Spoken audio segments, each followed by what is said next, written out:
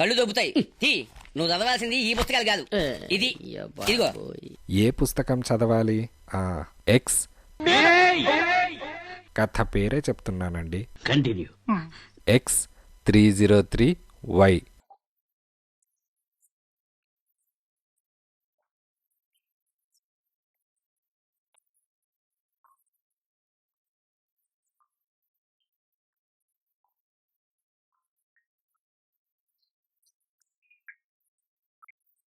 X303Y మొదటి భాగం. Good morning అని అనగానే వెరీ గుడ్ మార్నింగ్, కూర్చోండి అని డిటెక్టివ్ యుగంధర్ అన్నాడు. వచ్చిన అతను కూర్చున్నాడు. అతనికి 40 ఏళ్లుంటాయి. ఫుల్ సూట్లో ఉన్నాడు. 2 వేళ్లకి ఉంగరాలు, బంగారు గొలుసు, చేతి గడియారం, టీవీ, కొంత అహంకారము అతనిలో కనిపిస్తున్నాయి. చాలా ధనవంతుడై ఉండాలని అతన్ని చూస్తూనే తెలుస్తోంది. మీ పేరు అని రాజు అడిగాడు. ప్రస్తుతానికి మీ కేస్ డైరీలో నా పేరు ఎక్స్ అని రాసుకోండి అని అతను బలవంతంగా చిన్న నవ్వు నవ్వుతూ అన్నాడు. ఆ నవ్వు వెనక ఆ కళ్లలో లోతైన విచారం తొంగి చూస్తోంది. ఇంతకీ మీరు వచ్చిన పని అని యుగంధర్ అడగగానే చెబుతాను అంటూ ఎక్స్ చేతిలో ఉన్న తోలు పెట్టే యుగంధర్ బల్ల ముందు పెట్టాడు. రాజు బల్ల దగ్గరకు జరిగాడు. భయపడకండి, ఇందులో బాంబు లేదు అంటూ అతను పెట్టె తెరిచాడు. పెట్టె నిండా 100 రూపాయల నోట్లు కట్టలు కట్టలున్నాయి. ఇది బ్లాక్ మనీ కాదు, కష్టపడి ఆర్జించిన సొమ్ము. నేను కట్టవలసిన పన్నులన్నీ కట్టాను అని ఎక్స్ అన్నాడు. సరే, ఇది బ్లాక్ మనీ కాదు, తర్వాత అని యుగంధర్ అసహనంతో అడిగాడు. ఈ పెట్టెలో 10 లక్షల రూపాయలున్నాయి, దయచేసి లెక్క పెట్టండి అని ఎక్స్ అన్నాడు. అవసరం లేదు, 10 లక్షల రూపాయలున్నాయని ఒప్పుకుంటాను, దయచేసి అసలు విషయం చెప్పండి అని యుగంధర్ విసుగ్గా అన్నాడు. ఈ 10 లక్షల రూపాయలు మీకిస్తాను, మీరు నాకొక పని చేసి పెడితే అని అతను కాస్త సందేహిస్తూ అన్నాడు.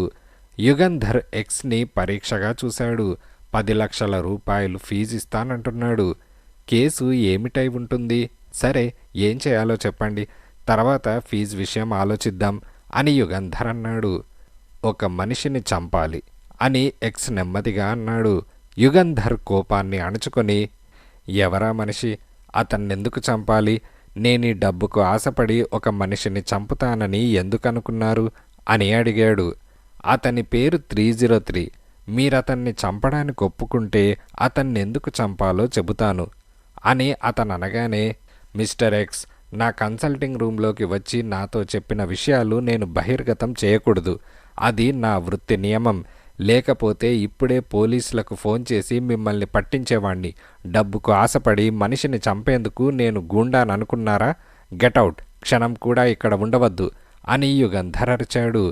ఎక్స్ దిగులుగా పెట్టెమూసేశాడు. జేబులో నుంచి ఒక కాగితం తీసి దానిమీద కొన్ని అంకెలు రాసి, మిస్టర్ యుగంధర్, మీరు మనస్సు మార్చుకుంటే ఈ నంబర్కి ఫోన్ చేసి మీ పేరు చెప్పి ఎక్స్తో మాట్లాడాలని చెప్పండి, నాకు కబురు అందుతుంది, వెంటనే వస్తాను అని అన్నాడు. గెటౌట్ అని యుగంధర్ మండిపడుతూ అన్నాడు. ఎక్స్ వెళ్ళిపోయాడు. రాజు విరగబడి నవ్వుతున్నాడు. ఎందుకు రాజు నవ్వుతున్నావు అని యుగంధర్ అడిగాడు.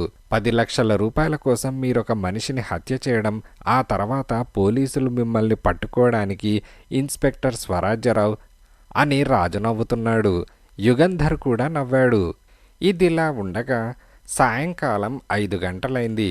రాజు, కాత్య, యుగంధర్ కన్సల్టింగ్ రూంలోకి వచ్చారు. ఇద్దరూ డ్రెస్ చేసుకున్నారు. ఎక్కడికన్నా వెళ్తున్నారా అని యుగంధర్ ఏదో నోట్స్ రాసుకుంటూ అడిగాడు. ప్రస్తుతం కేసేమీ లేదుగా, మేం సినిమాకి వెళ్తున్నాం, ప్యారడైజ్ థియేటర్కి అని రాజు అన్నాడు. సరే వెళ్ళండి, ఏం పనిలేదులే అని యుగంధర్ అంటున్నాడు. అంతలో బజార్ చప్పుడైంది. రాజు వెళ్ళాడు. నిమిషం తర్వాత ఒక యువతితో తిరిగి వచ్చాడు. సార్, మీతోనే మాట్లాడాలట అని రాజు యుగంధర్తో అన్నాడు. కూర్చోండి అని యుగంధర్ అన్నాడు. ఆమె కూర్చున్నది. ఆమెకు 25 ఏళ్లుంటాయి. గులాబీ రంగు సిల్క్ చీర, లేత గులాబీ రంగు జాకెట్, మెడలో ఒంటిపేట రాళ్ల హారం రత్నాలులా మెరుస్తున్నాయి. దాదాపు చీర రంగులోనే ఆమె ఒంటి రంగు ఉన్నది. నల్లని ఒత్తైన సాఫీ జుట్టు జడ పొడుగ్గా ఆమె నడుము వరకు పడుతోంది. ఆమె ముఖ రేఖలు ఎవరో శిల్పి చెక్కినట్లున్నాయి. చిన్నగా నవ్వింది. అందమైన పళ్ళ వరస ఎర్రని నిండైన పెదవుల మధ్య నుంచి కనిపించింది. మీ పేరు అని యుగంధర్ అడిగాడు. ఆమె క్షణంపాటు సందేహిస్తూ అటూ ఇటూ చూసి, ప్రస్తుతానికి నా పేరు వై అని అనుకుందాం, మీకు అభ్యంతరం ఉండదుగా అని అడిగింది. మీ ఇష్టం, మీరేం పేరు పెట్టుకున్నా నాకు అభ్యంతరం లేదు, మీరు వచ్చిన పనేమిటో చెప్పండి అని యుగంధర్ అన్నాడు. ఆమె ఒళ్ళో ఉన్న తోలుపెట్టెను యుగంధర్ బల్ల మీద పెట్టింది. పెడుతున్నప్పుడు చేతిగాజులు గలగలమన్నాయి. తాళం వేసిలేదు, ఆ పెట్టె తెరవండి అని ఆమె అన్నది. మీరే తెరవండి అని యుగంధర్ అనగానే ఆమె లేచి నిల్చున్నది. నిల్చోవడంలో ఎంతో వయ్యారం. పెట్టె తెరిచింది. చూడండి పెట్టెలో ఏమున్నదో, చూడటానికి అభ్యంతరమా అని అడిగింది. యుగంధర్కి కట్టల కట్టల నోట్లు కనిపించాయి. పెట్టెలో డబ్బున్నది, తర్వాత అని యుగంధర్ అడిగాడు. డబ్బు అంటే 10 లక్షలు, మీరు నా మాట నమ్మకపోతే లెక్క పెట్టవచ్చు అని ఆమె అన్నది. అవసరం లేదు, ఇంతకీ మీరు వచ్చిన పనేమిటో చెప్పారు కారు అని యుగంధర్ అనగానే, ఈ 10 లక్షల రూపాయలు మీకిస్తాను అని ఆమె అన్నది. అంటే నా పుట్టినరోజు పండుగ బహుమానంగానా? ఈవేళ కాదు నా పుట్టినరోజు అని యుగంధర్ అనగానే, యుగంధర్ గారు, నేను చాలా సీరియస్గా చెబుతున్నాను, ఈ 10 లక్షల రూపాయలు మీకిస్తాను అని ఆమె అన్నది. ఆమె కళ్ళలో నీళ్లు నిండుతున్నాయి. ఎందుకు అని యుగంధర్ అడిగాడు. దయచేసి 303ని చంపకండి, అంతే, అంతకన్నా మీరు చేయవలసిన పనే లేదు అని అన్నది. ఎవరా 303? అతన్ని నేను చంపుతానని మీరెందుకనుకున్నారు? 303కి మీకు సంబంధమేమిటి అని అడిగాడు. ఈ 10 లక్షల రూపాయలు తీసుకొని 303ని చంపనని మీరు మాటిస్తారా? ప్లీజ్ చెప్పండి అని ఆమె అడిగింది. ఈ 10 లక్షలు అవసరం లేదు, మీకు నేను ఏ వాగ్దానము ఇవ్వను. మీరేదో చిక్కుల్లో ఉన్నట్లున్నారు.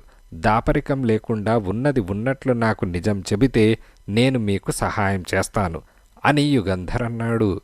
ఆమె ఏడుస్తూ లేచి తోలు సంచి తీసుకొని చరచర బయటకు వెళ్ళిపోయింది. యుగంధర్ నిమిషం పాటు తలుపు వైపే చూస్తూ మౌనంగా ఉండిపోయాడు. చాలా విచిత్రంగా ఉంది. 303ని చంపమని ఎక్స్ అనే అతడు వచ్చి 10 లక్షల రూపాయలిస్తానని పొద్దున చెప్పాడు. సాయంకాలం వై అనే స్త్రీ వచ్చి 303ని చంపవద్దని, చంపకుండా ఉంటే 10 లక్షలు ఇస్తానని చెప్పింది. ఇంతకీ ఈ 303 ఎవరు? ఇతని ప్రాణానికి ఇంత విలువ? చాలా క్యూరియస్గా ఉంది అని రాజు అన్నాడు. ఎందుకు రాజు అని యుగంధర్ అనగానే, మనమెలాగో 303 అనే అతన్ని చంపం. ఆ మాటకి వస్తే ఎవరిని చంపే గుండాలము కాము. ఆమె కోరిందల్లా 303ని చంపవద్దని, అంతేగా 10 లక్షలు తీసుకొని 303ని చంపమని చెప్పుండాల్సింది సార్ అని రాజు అనగానే, యుగంధర్ రాజుని చాలా తీక్షణంగా చూసి, రాజు, అపరాధ పరిశోధన అనేది కేవలం డబ్బు సంపాదించేందుకు ఒక వృత్తిగా స్వీకరించలేదు నేను. నాకు డబ్బే ప్రధానమైతే ఈ వృత్తి ఎప్పుడూ మానేసేవాణ్ణి అని యుగంధర్ అనగానే, సారీ సార్, జోక్కి అన్నాను, వస్తాము, సినిమాకి టైం అయింది అని రాజు కాత్య వెళ్ళిపోయారు. ఎక్స్, 303, వై ఈ ముగ్గురి గురించి ఆలోచిస్తూ కూర్చున్నాడు యుగంధర్. ఇదిలా ఉండగా గడియారం 12 గంటలు కొట్టింది. యుగంధర్ చదువుతున్న పుస్తకం మూశాడు. రాజు, కాత్య సినిమాకి వెళ్ళిన వాళ్ళు ఇంకా ఎందుకు తిరిగి రాలేదు? బహుశా ఏ నైట్ క్లబ్కో డిన్నర్కి వెళ్ళి ఉంటారు. కుర్చీలో నుంచి లేచాడు. గదిలో దీపం ఆర్పేసి తన పడక గదిలోకి వెళ్తున్నాడు. అంతలో గణగణ ఫోన్ మోగింది. హలో, యుగంధర్ హియర్ అని యుగంధర్ రిసీవర్ తీసుకొని అన్నాడు. హలో, 303 హియర్ అన్న మాటలు వినిపించాయి. యుగంధర్ ఉలిక్కిపడ్డాడు. ఎక్స్, 303, వై జ్ఞాపకం వచ్చారు. ఎస్, ఏం కావాలి అని యుగంధర్ అడగగానే, మిస్టర్ యుగంధర్, రాజు, కాత్య ఇంటికి వచ్చారా అని అడిగాడు. ఇంకా రాలేదు. ఏ అని యుగంధర్ అనగానే, రాలేరు, వాళ్ళు నా బందీలుగా ఉన్నారు, అందువల్ల అని అతను అనగానే, 303, రాజుని, కాత్యని నువ్వు ఎందువల్ల బందీలుగా చేశావో నాకు తెలియదు. కారణం ఏదైనా నిప్పుతో చెలగాటమాడుతున్నావు అని యుగంధర్ అనగానే, యుగంధర్, వై అనే ఆమె తెచ్చి ఇచ్చిన 10 లక్షల రూపాయలు తీసుకొని ఊరికనే శ్రమపడకుండా 10 లక్షలు వచ్చాయని నువ్వు తృప్తిపడి ఉండవలసింది. నీ జీవితంలో నువ్వు చేసిన పెద్ద పొరపాటిది, నా విషయాలలో జోక్యం కల్పించుకోవడం. రాజు కాత్య నీకు ప్రాణాలతో కనిపించాలంటే నువ్వు నా షరతులకు ఒప్పుకోవాలి అని అతననగానే, ఏమిటా షరతులు అని యుగంధర్ అడిగాడు.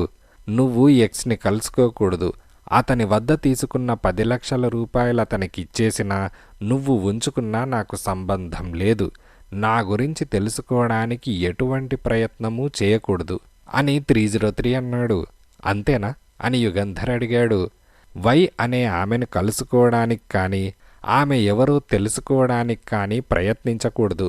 నేనెవర్నో, నేనేం చేస్తున్నానో, నా గురించి ఎటువంటి దర్యాప్తు చేయకూడదు, నా గురించి ఎవరితో మాట్లాడకూడదు, అసలు నా ప్రస్తావన ఎవరితోనూ తీసుకురాకూడదు అని 303 అన్నాడు. సరే, ఈ షరతులకు ఒప్పుకుంటే అని యుగంధర్ అడిగాడు. 5 ఏళ్ల తర్వాత రాజుని కాత్యని ప్రాణాలతో నీకొప్పజెబుతాను అని 303 అన్నాడు. ఒప్పుకోకపోతే అని యుగంధర్ అన్నాడు. ఆ 2 శవాలు నీ ఇంటికి పంపిస్తాను అని 303 అన్నాడు. యుగంధర్ నవ్వాడు. 303, నీ జీవితంలో నువ్వు చాలా పెద్ద పొరపాటు చేశావు. ఎక్స్ నుంచి నేను 10 లక్షలు తీసుకోలేదు, నీ విషయం అసలు నేను పట్టించుకోలేదు, నీ విషయం నేను దర్యాప్తు చేస్తున్నానని భయపడి నన్ను, నా దర్యాప్తుని ఆపేందుకు నువ్వు తొందరపడి రాజుని కాత్యని బంధించావు. రాజు కాత్యాలు సామాన్యులు కారు, వాళ్లకు నా సహాయం అసలు అవసరం లేకుండానే వాళ్ళు తప్పించుకోగలరు అని యుగంధర్ అన్నాడు.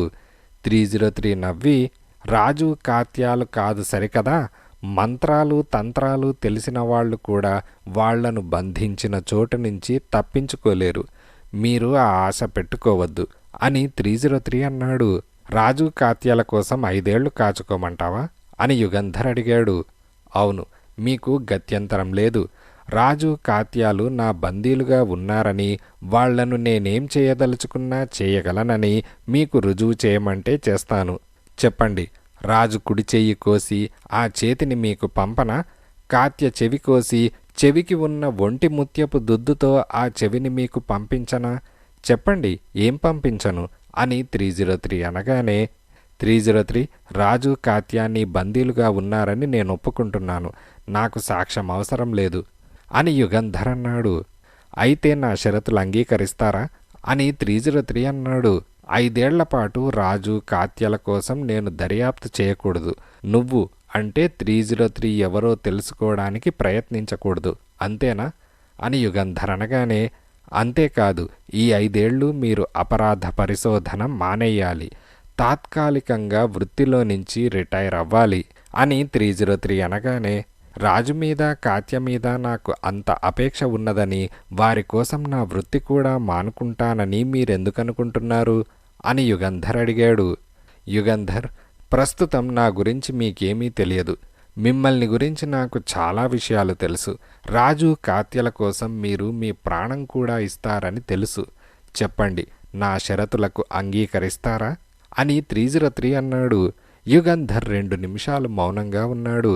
ప్లీజ్ త్వరగా చెప్పండి, లైన్ మీద నేను ఎక్కువసేపు ఉండలేను, మీ పద్ధతులు నాకు తెలుసు, టెలిఫోన్ ట్రాప్ చేస్తారు అని 303 అనగానే, అటువంటిదేదీ చేయడం లేదు, మీ షరతులకు ఒప్పుకోవడమా లేదా అనేది ఆలోచించాలి, ఇప్పటికిప్పుడు చెప్పలేను, కాస్త వ్యవధి కావాలి అని యుగంధర్ అన్నాడు. ఎంత వ్యవధి అని 303 అనగానే, రేపొద్దున వరకు అని యుగంధర్ అన్నాడు. ఆల్ రైట్, పొద్దున ఫోన్ చేస్తాను, మీరు మీ నిర్ణయం చేసుకోండి. రాజుని కాత్యను బలివ్వవద్దని నేను చెప్పవలసిన అవసరం లేదు, అది వారి మీద మీకున్న అపేక్షను పట్టి ఉంటుంది. నేను ఆ విషయం చెప్పడం లేదు, నాతో తలపడి నాకు ఎదురు తిరిగి నన్ను పట్టుకోవడానికి ప్రయత్నించిన వాళ్ళందరూ ప్రాణాలు విడిచారు లేదా తీరని నష్టం పొందారు. ఉదాహరణకి మీ మిత్రులు, సహచర్యులు అయిన డిటెక్టివ్ ఇన్స్పెక్టర్ స్వరాజ్యరావు కూడా ప్రస్తుతం నా అతిథిగా ఉన్నారు. జాగ్రత్త. వెంటనే టెలిఫోన్ క్లిక్మన్నది. యుగంధర్ రిసీవర్ పెట్టేశాడు. డిటెక్టివ్గా ఇన్నేళ్ల తన జీవితంలో ఇటువంటి పరిస్థితి తనకు ఎన్నడూ కలగలేదు. రాజు కాత్యాలు 303 బందీలుగా ఉన్నారనే విషయం గురించి యుగంధర్కి ఎటువంటి సందేహం లేదు. అతన్ని చంపమని ఒకళ్ళు 10 లక్షలు, వద్దని మరొకరు 10 లక్షలు తనకు ఇవ్వడానికి ప్రయత్నించటం బట్టి 303 సామాన్యుడు కాడనే తెలుస్తోంది. తను తొందరపడితే రాజు కాత్యల ప్రాణాలకి ముప్పు తెచ్చిపెట్టిన వాడవుతాడు. ఇప్పుడేం చేయాలి? 5 నిమిషాలు ఆలోచించి ఫోన్ తీసి క్రైమ్ బ్రాంచ్కి ఫోన్ చేశాడు. డిటెక్టివ్ ఇన్స్పెక్టర్ స్వరాజ్యరావు గారు ఉన్నారా అని అడిగాడు. లేరు సార్ అని అవతల వైపు నుంచి వినిపించింది. ఇంట్లో ఉంటారా?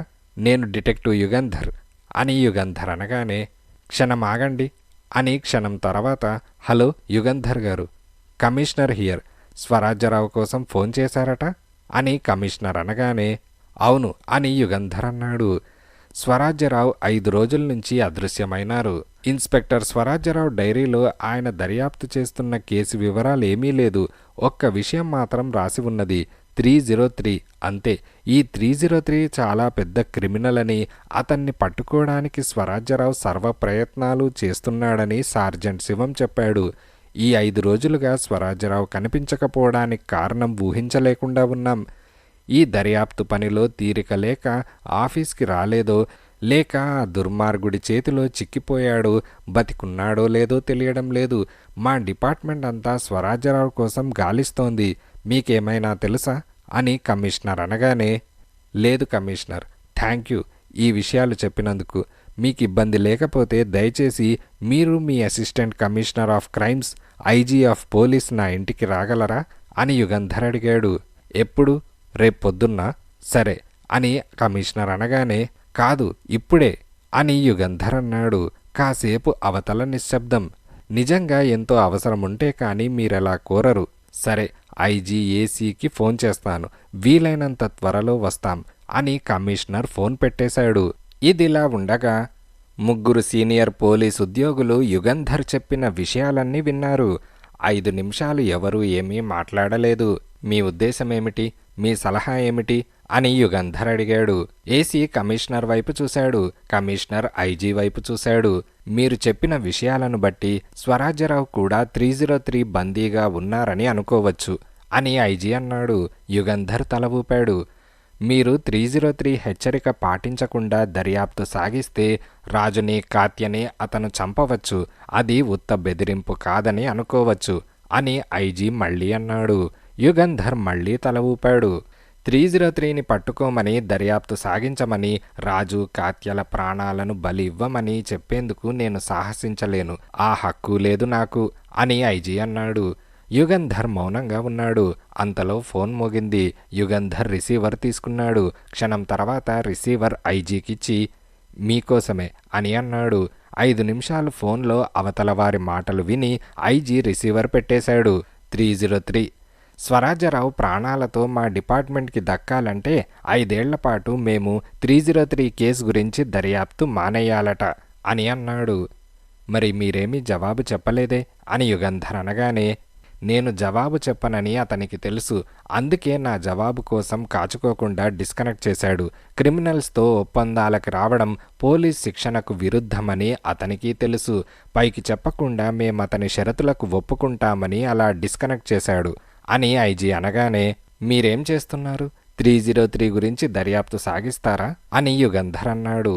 ఇన్స్పెక్టర్ స్వరాజ్యరావు ప్రాణం బలి ఇస్తారా అని అడగండి, అది సబబైన ప్రశ్న అని ఐజీ అన్నాడు.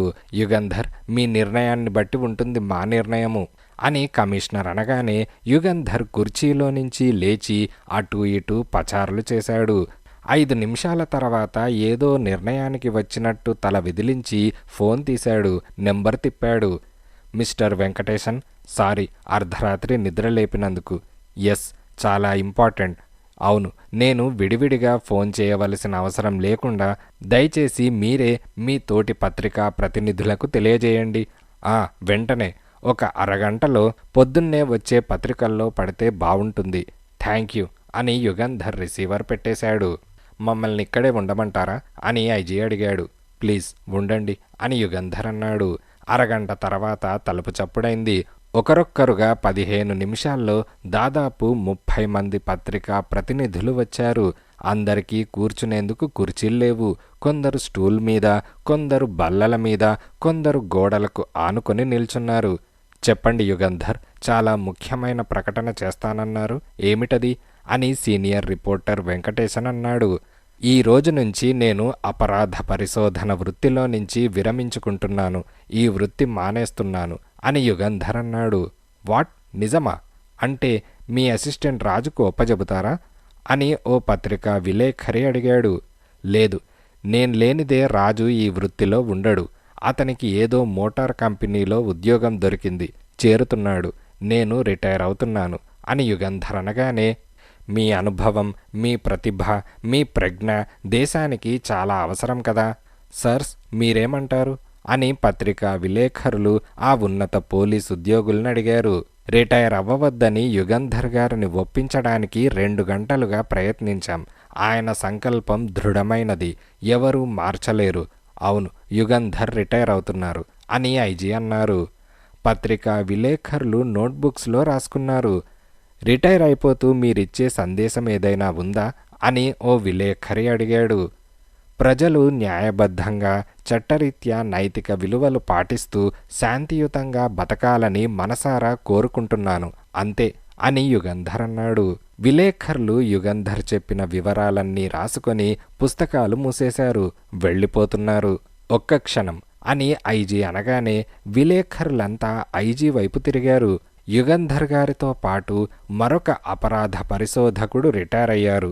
ఆయన ప్రైవేట్ డిటెక్టివ్ కాదు, ఆయన పేరు డిటెక్టివ్ ఇన్స్పెక్టర్ స్వరాజ్యరావు అని ఐజీ అనగానే, ఇదేమిటి, యుగంధర్ రిటైర్ అవ్వడానికి ఇన్స్పెక్టర్ స్వరాజ్యరావు రిటైర్ అవ్వడానికి సంబంధమేమిటి? ఆయనెందుకు రిటైర్ అయ్యారు? ఇంకా చాలా ఏళ్ల సర్వీస్ ఉంది కదా అని పత్రికా విలేఖరి అడగగానే, ఆరోగ్యం బాగాలేదని రిటైర్ అయ్యారు, 4 రోజులైంది, వారి స్వగ్రామం వెళ్ళిపోయారు అని కమిషనర్ అన్నాడు. స్వగ్రామమ్మా, ఆ ఊరి పేరు అని ఓ విలేఖరి అనగానే ఐజీ నవ్వి, స్వరాజ్యరావు ప్రశాంతంగా బ్రతకాలని వెళ్లారు. రిపోర్టర్లు రావడం ఇష్టం లేదతనికి. వారి స్వగ్రామమేదో చెప్పడానికి ఆయన అంగీకరించలేదు. సారీ జెంటిల్మెన్ అని ఐజీ అనగానే, పొద్దున్నే వచ్చే పత్రికల్లో ఈ వార్త ప్రకటించేందుకు విలేఖరులు హడావిడిగా వెళ్ళిపోయారు. కనుక మీరు నిర్ణయం చేసుకున్నారు అని ఐజీ ఒక నిట్టూర్పు వదిలి అన్నాడు. మీరు ఇన్స్పెక్టర్ స్వరాజ్యరావు గురించి నిర్ణయం చేసుకున్నారుగా అని యుగంధర్ అన్నాడు.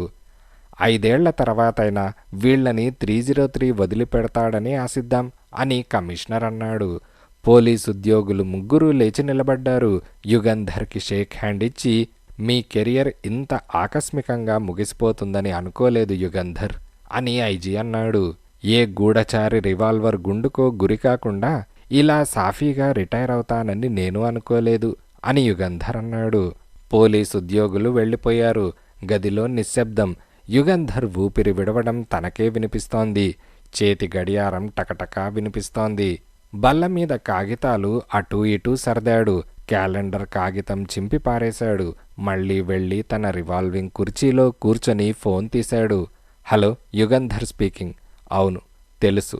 మంచి గాఢ నిద్రలో ఉన్నారేమో మీరు. అయినా తప్పలేదు కనుకే ఫోన్ చేస్తున్నాను. రేపు 10 గంటల వేళ నా ఫోన్ చెడిపోతుంది అనుకుంటాను. వచ్చి రిపేర్ చేయాలి. థ్యాంక్ యూ అని యుగంధర్ రిసీవర్ పెట్టేశాడు. ఇదిలా ఉండగా సినిమా అయిన తర్వాత రాజు, కాత్య కార్ దగ్గరకు వచ్చారు. ఇంటికే వెళ్దామా, ఇంకెక్కడికైనా వెళ్దామా అని రాజు అంటున్నాడు. చాలా అలసటగా ఉంది, ఇంటికే వెళ్దాం అని కాత్య అన్నది. రాజు కార్ తలుపు తాళం తీశాడు. లోపల నుంచి పక్క తలుపు హ్యాండిల్ లాగాడు. కాత్య కారెక్కి కూర్చున్నది. కార్ స్టార్ట్ అయింది. అది కొత్తగా విడుదలైన సినిమా. చాలామంది వచ్చారు. కార్లు ఒకదాన్నొకటి ఆనుకొని వెళ్తున్నాయి. నీకెలా ఉంది సినిమా అని రాజు అడిగాడు. క్లైమాక్స్ ఒకటే బావుంది అని కాత్య అన్నది. థియేటర్ గేటు దాటి రోడ్డు మీదకు వచ్చారు. అప్పటికింకా రాత్రి 9 గంటలే అయింది. రోడ్డు మీద జన సమర్థం, కార్ల హడావిడి, బస్సుల రొదా ఏమాత్రం తగ్గలేదు. మౌంట్ రోడ్ దాటి ఎడ్వర్డ్స్ ఇలియట్స్ రోడ్లోకి రాజు కారు తిప్పాడు. అంతే, వెనక నుంచి ఒక కారు వచ్చి తన కార్ బంపర్కి తగిలింది. ఒక ఊగింది రాజు కారు. రాజు వెంటనే బ్రేక్ వేశాడు. వెనక వచ్చిన కారు ఆగింది. రాజు చాలా కోపంగా కారు దిగాడు. డామెట్, మలుపు తిరుగుతున్నప్పుడు ఓవర్టేక్ చేయడానికి అని రాజు అంటూ ఉండగానే వెనక కారులో నుంచి ఒక అందమైన యువతి దిగి వెరీ సారీ, 1000 అపాలజీస్ అని అన్నది. ఆమె ఒక స్త్రీ. ఆడ డ్రైవర్లు తరచూ ఇలాంటివి చేస్తారని రాజుకు తెలుసు. కోపం దిగమింగుకొని మన కార్లకు డ్యామేజ్ ఎంత జరిగిందో చూద్దాం అని అన్నాడు. కాత్య కూడా కారులో నుంచి దిగింది. ఎక్కడ్నుంచో ఒక ట్రాఫిక్ కానిస్టేబుల్ ప్రత్యక్షమయ్యాడు. జేబులో నుంచి పుస్తకం తీసి ఏం జరిగిందో చెప్పండి అని అడిగాడు. ఏమీ జరగలేదు, బంపర్లు తగిలాయి, మీరు పట్టించుకోవాల్సిన అవసరం లేదు అని రాజు అన్నాడు. కానిస్టేబుల్ అవతల కారు ఆమె వైపు చూశాడు. అవును, ఇది మాలో మేం సర్దుకుంటాం అని ఆమె అన్నది. 2 కార్ల బంపర్లు పరీక్ష చేసి పెద్ద దెబ్బలేమీ తగల్లేదని నిర్ణయించుకొని దట్స్ ఆల్ రైట్, మనం ఎవరి దారిన వాళ్ళు వెళ్ళవచ్చు అని రాజు అన్నాడు. థ్యాంక్ యూ అని ఆమె కారెక్కి స్టార్టర్ లాగింది. కార్ స్టార్ట్ కాలేదు. మళ్ళీ లాగింది. మళ్ళీ స్టార్ట్ కాలేదు. కార్ స్టార్ట్ కావడం లేదు అని ఆమె దీనంగా అన్నది. రాజు నవ్వి బంపర్ దెబ్బ తగలడానికి కార్ స్టార్ట్ కాకపోవడానికి ఏమీ సంబంధం ఉండదు. బహుశా మీ కార్బొరేటర్ ఫ్లడ్ అయి ఉంటుంది. కొంచెం జరగండి, నేను స్టార్ట్ చేసి పెడతాను అని రాజు అన్నాడు. ఆమె పక్కకు జరిగింది. యాక్సిలేటర్ బాగా కిందకి నొక్కి స్టార్టర్ లాగాడు. అయినా స్టార్ట్ కాలేదు. పెట్రోల్ వాసన కూడా వేయడం లేదు. పెట్రోల్ రావడం లేదు. చోక్ ఏది అని అడిగాడు. చోక్ పిడి ఊడిపోయింది. తీగ డాష్బోర్డ్ వెనక ఉన్నది. వంగి చూస్తే కనిపిస్తుంది అని ఆమె అన్నది. డాష్బోర్డ్ కిందకు తల వంచి రాజు చూస్తున్నాడు. ఏదో తీయని వాసన. ఏమిటి వాసన అని అనుకుంటూ ఉండగానే రాజుకు స్పృహ పోయింది. ముందుకు పడిపోయాడు.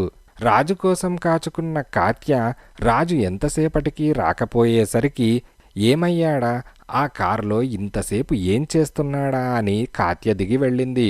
ముందు సీట్లో రాజును పడుకోబెట్టింది ఆ యువతి. ఏంటి, ఏమైంది అని కాత్య కంగారుగా అడిగింది. నా కార్ స్టార్ట్ అవ్వడం లేదని బాగు చేస్తానని కారెక్కారు. మైకం వచ్చినట్లుంది, ఇలా వాలిపోయారు అని ఆ యువతి అనగానే ఏదైనా కేసు దర్యాప్తు చేస్తున్న రోజులైతే కాత్యకు అనుమానం కలిగేది. అకారణంగా స్పృహ తప్పి పడిపోయేంత అర్భకుడు, గుండె జబ్బు కలవాడు కాడు రాజు. కాని ఆ క్షణాన్న కాత్యకి ఇంకేమీ స్ఫురించలేదు. తలుపు తెరుచుకొని తను కారెక్కింది. అంతే, జల్లుల్లా మొహం మీద చల్లగా ఏదో పడింది. తర్వాత ఏం జరిగిందో కాత్యకి తెలియదు. ఇదిలా ఉండగా రాజు నిద్రలో నుంచి మేల్కొన్నట్టు లేచాడు. కొద్దిగా తల దిమ్మగా ఉన్నది. క్షణంపాటు ఏమీ జ్ఞాపకం రాలేదు. తర్వాత చుట్టూ చూశాడు. అది చిన్న గది. గదిలో చెరొక వైపు 2 మంచాలున్నాయి. తను ఒక మంచం మీద ఉన్నాడు. గది మధ్యన బల్ల, దానిమీద మంచినీళ్ల కూజ, గ్లాసులు, విస్కీ బాటిల్, సోడా సీసాలు, ఓపెనర్, పక్కన చిన్న సైజ్ ఫ్రిడ్జ్. గదికి 2 తలుపులున్నాయి. వెళ్ళి ఒక తలుపు లాగి చూశాడు. తెరుచుకోలేదు. వేళ్లతో తట్టి చూశాడు. అది చెక్క తలుపు కాదు, స్టీల్ తలుపని అర్థమైంది.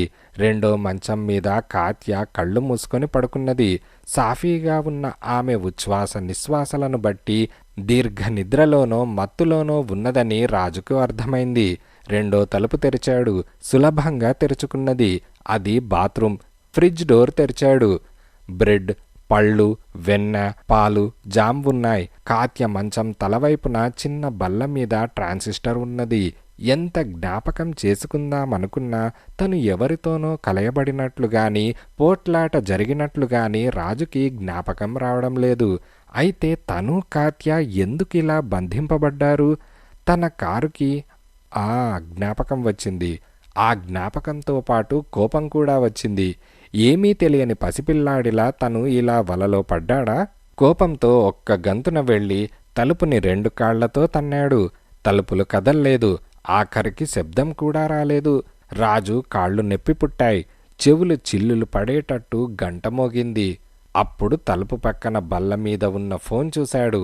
అయితే దానికి డయల్ లేదు. ఇంటర్నల్ కనెక్షన్ అయి ఉండాలి. రాజు ఫోన్ తీశాడు.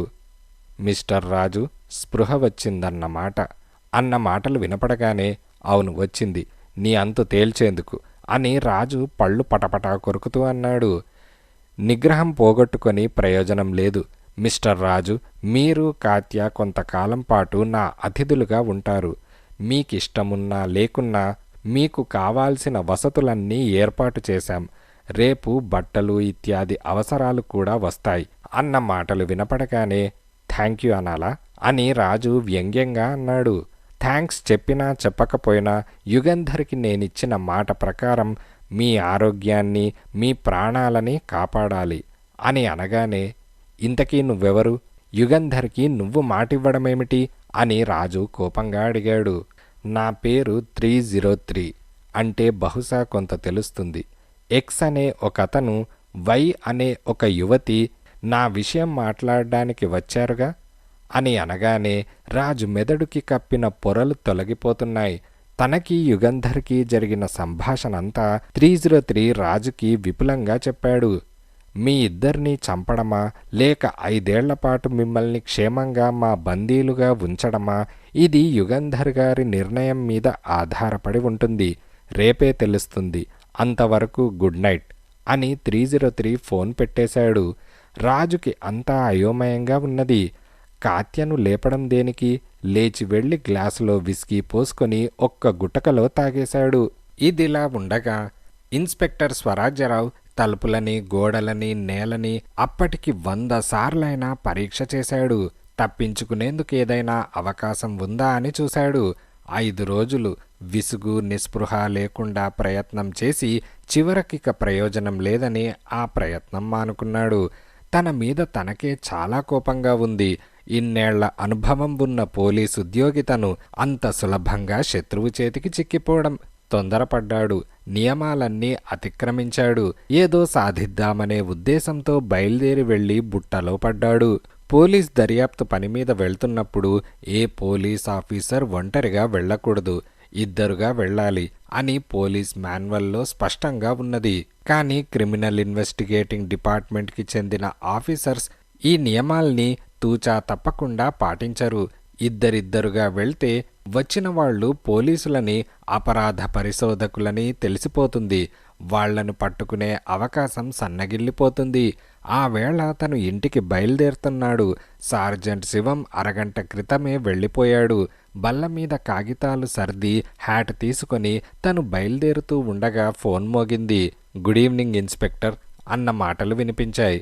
ఎస్ గుడ్ ఈవినింగ్ అని స్వరాజ్యరావు అనగానే నేను 303 ముఠాలో మనిషిని. అతను చేస్తున్న ఘోరాలు సహించలేకుండా ఉన్నాను. అప్రూవర్గా మారి 303 గురించిన వివరాలన్నీ చెబుతాను. నన్ను క్షమిస్తారా అన్న మాటలు వినపడగానే నీ పేరు అని ఇన్స్పెక్టర్ అడిగాడు. అవన్నీ తర్వాత చెబుతాను. ముందు నేనడిగిన ప్రశ్నకు జవాబు చెప్పండి అని అతను అనగానే నిన్ను క్షమించేందుకు నాకు హక్కు లేదు. అప్రూవర్గా మారితే కోర్టు వారు కనికరం చూపిస్తారు. అంతవరకే నేను మాటివ్వగలను అని ఇన్స్పెక్టర్ స్వరాజ్యరావు అన్నాడు. 2 నిమిషాల నిశ్శబ్దం.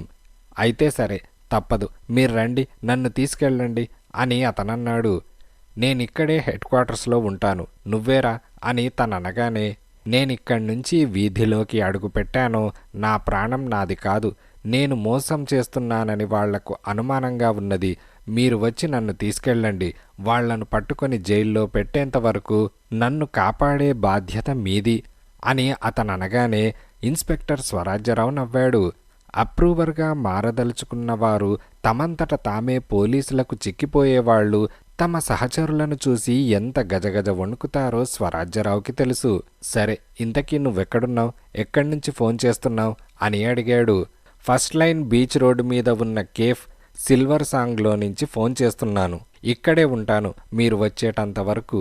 ఈ కేఫ్ ఎక్కడో తెలుసా అని అతను అనగానే తెలుసు, 20 నిమిషాల్లో వస్తాను అని బల్ల మీద ఉన్న డైలీ రిపోర్ట్ కాగితం మీద 303 అని రాసి బయలుదేరాడు. అంతకన్నా వివరంగా రాయకపోవడానికి కారణం ప్రత్యేకంగా ఏమీ లేదు. ఓ 30 గంటలో తను ఎలాగో వస్తాడు కనుక తర్వాత తాపీగా డైరీ రాయవచ్చని అనుకున్నాడు. తన పోలీస్ జీపులోనే బయలుదేరాడు. జీపు తిన్నగా ఆ కేఫ్ ముందుకి తీసుకెళ్లడమా, కొంత దూరంలో ఆపి కాలినడకన వెళ్లడమా అని ఆలోచించాడు. జీపు, అందులోనూ పోలీస్ జీపు తిన్నగా కేఫ్ ముందుకు తీసుకెళ్తే ఒకవేళ 303 మనుష్యులు కొందరు అక్కడుంటే ఇన్ఫార్మర్ని చంపేయచ్చు. ఆ అవకాశం వాళ్ళకివ్వకుండా ఉండాలి. జీప్ ఆ కేఫ్కి ఒక అరఫర్లాంగ్ దూరంలో ఆపాడు. పగలైతే ఆ వీధి జనసమర్థంతో కిటకిటలాడుతూ ఉంటుంది. Hardware merchants, paint merchants, engineering వస్తువుల కొట్లు చాలా ఉన్నాయి ఆ వీధిలో. లారీలు, ఎద్దు బళ్ళు, లాగే బళ్ళు, 3 వీలర్స్, సైకిళ్ళు. జనం ఆ వీధిలో నడవడమే కష్టం.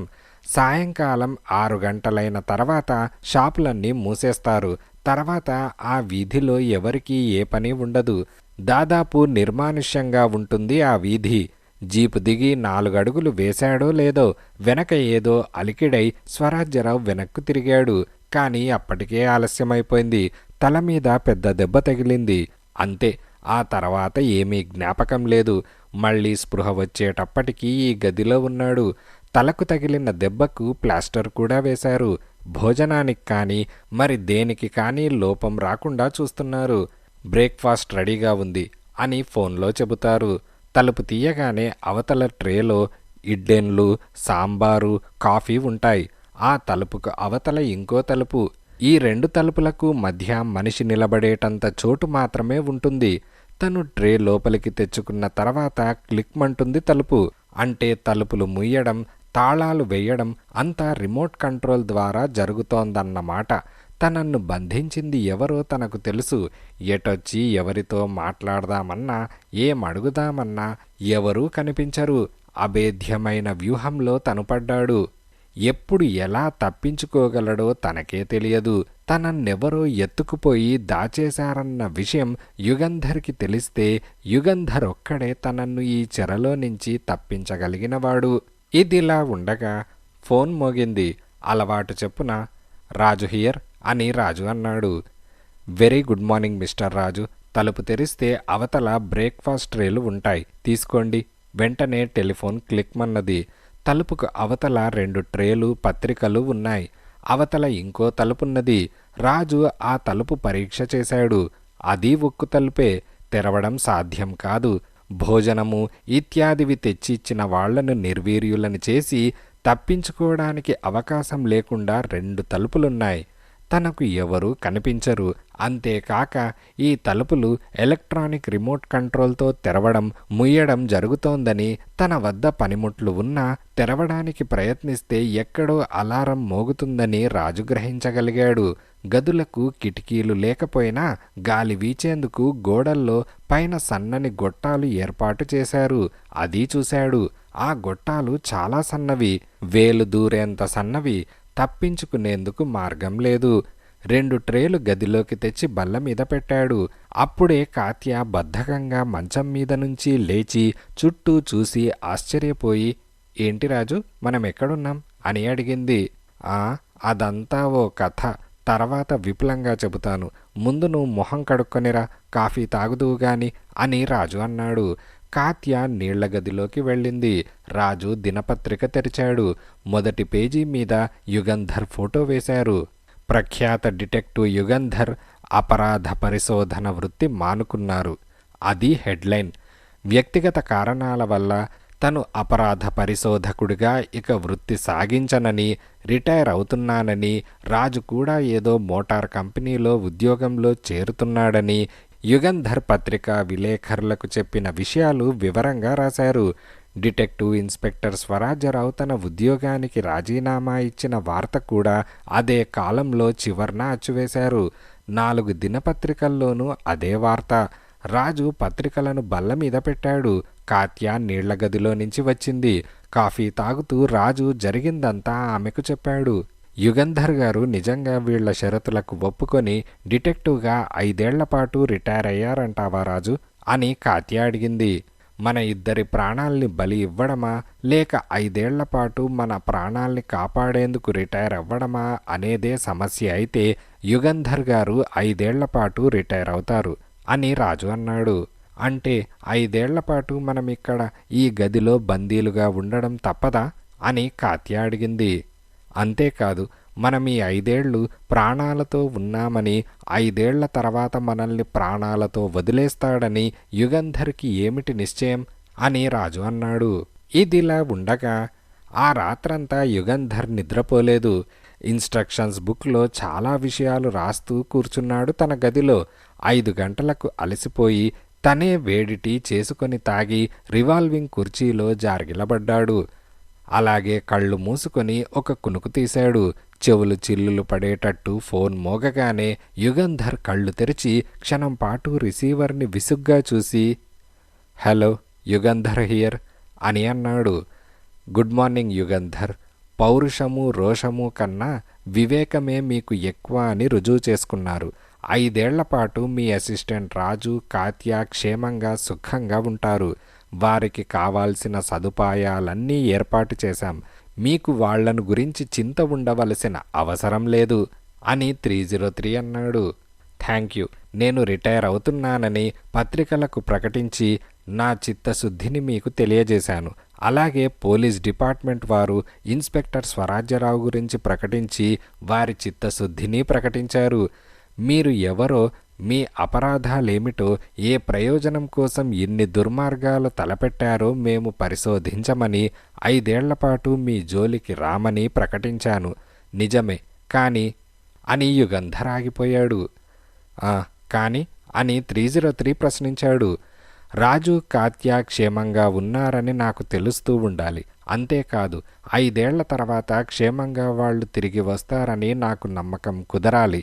అది ఎలా అని యుగంధర్ అనగానే, యుగంధర్, అది ఆలోచించాను.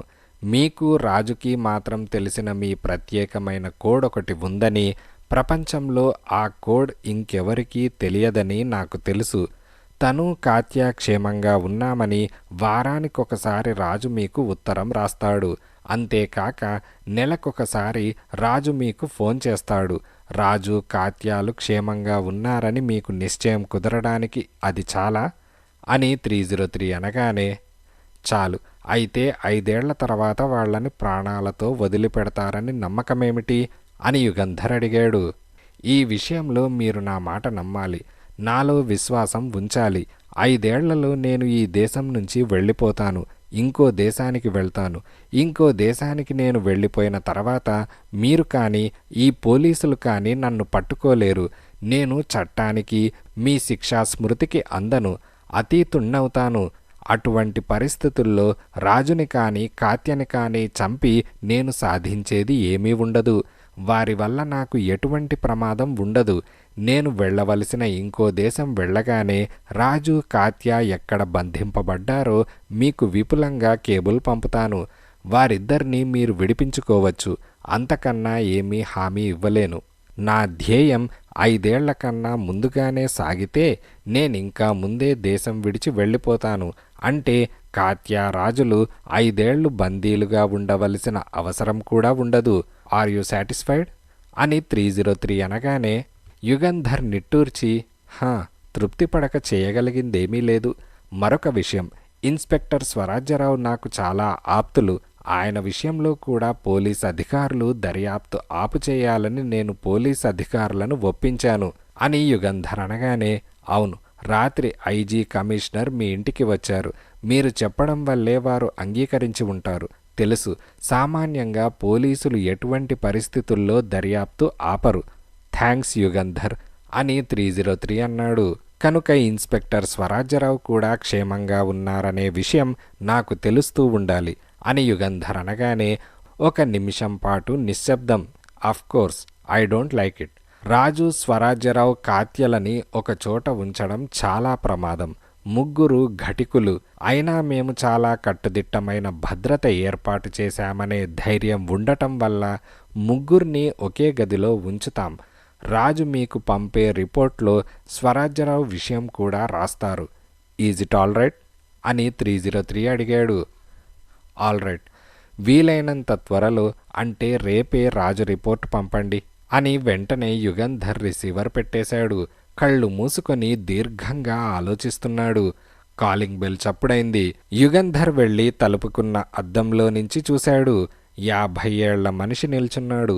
తలుపు తీసి చటుక్కున తలుపు వెనక్కు నక్కి నిల్చున్నాడు. ఆ వృద్ధుడు లోపలికి వచ్చాడు. Hands up.